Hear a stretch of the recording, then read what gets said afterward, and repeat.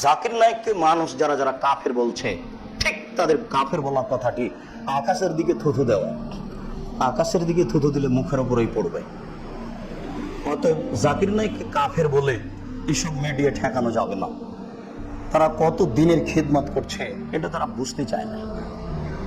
আর একজন বেধর্মী বিদ্বান আল্লাহর একটা বড় তার প্রতি দয়া অনুগ্রহ, যে কোনো বিদ্বান তার সামনে দাঁড়ালে এত দলিল পেশ করতে পারেন যে সে বিদ্বান বুদ্ধি হারিয়ে দেয়। তো এরকম একটা সচেতন মানুষ যার খিদমত আল্লাহ কবুল করেছেন, তার খিদমতকে ঠেকানো মানে এটা একটা বোকা মেরেছে, কিছু নয়। মানুষ মাত্র কোনো জায়গাতে ফতোয়ার অসুবিধা থাকতে পারে। আমরাও টাইকে পছন্দ করি না। উনি বলেন স্যাটেলাইটে আমি যাই, এটাও আমি পছন্দ করি, এই জন্য যাই। এছাড়া তারা প্রায় সব কথাগুলি একবারে চূড়ান্ত সঠিক শরীয়তের সাথে মিল আছে। আপনারা এইটা মূল্যায়ন করুন।